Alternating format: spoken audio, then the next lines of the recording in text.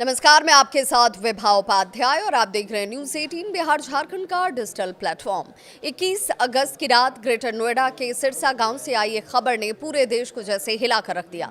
28 साल की निक्की भाटी आग की लपटों में झुलसती हुई सीढ़ियों से उतरती नजर आई थी और कुछ ही देर के बाद उसने दम तोड़ दिया।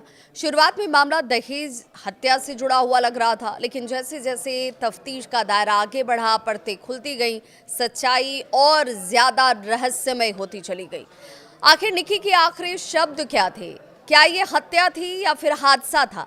ये जानना और उसके पीछे की सच्चाई को समझना दोनों बहुत जरूरी है।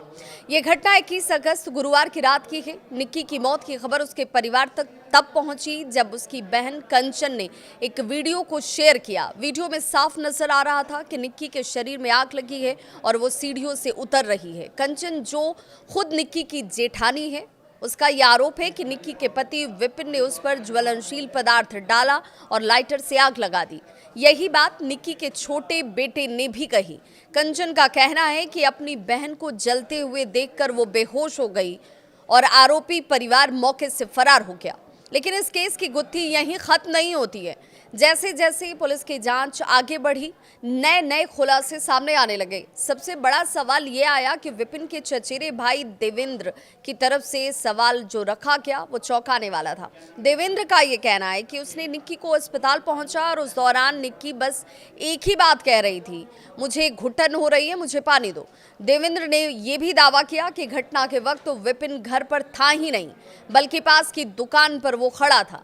इधर अस्पताल की रिपोर्ट में लिखा है कि निक्की की मौत सिलेंडर फटने से लगी आग से हुई, लेकिन पुलिस को घटनास्थल पर सिलेंडर ब्लास्ट का कोई सबूत ही नहीं मिला।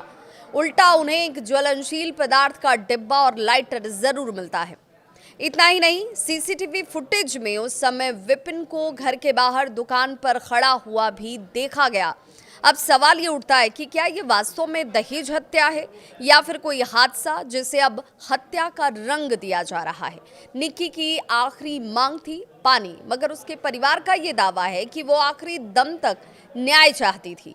वहीं पुलिस के लिए अब सबसे बड़ी चुनौती है इस केस की असलियत को सबके सामने लाना। निक्की भाटी की मौत ने पूरे नोएडा ही नहीं बल्कि देश भर में एक सवाल खड़ा कर दिया कि क्या उसे ससुराल वालों ने जला दिया या फिर सच में कोई हादसा उसके साथ हुआ। फिलहाल जांच अब भी जारी है, लेकिन एक बात साफ है कि ये केस अब धीरे धीरे दहेज, घरेलू हिंसा और इंसाफ की लड़ाई का एक तरीके से प्रतीक बन गया है। आपके हिसाब से ये हत्या है या हादसा? कमेंट में अपनी राय साझा करें।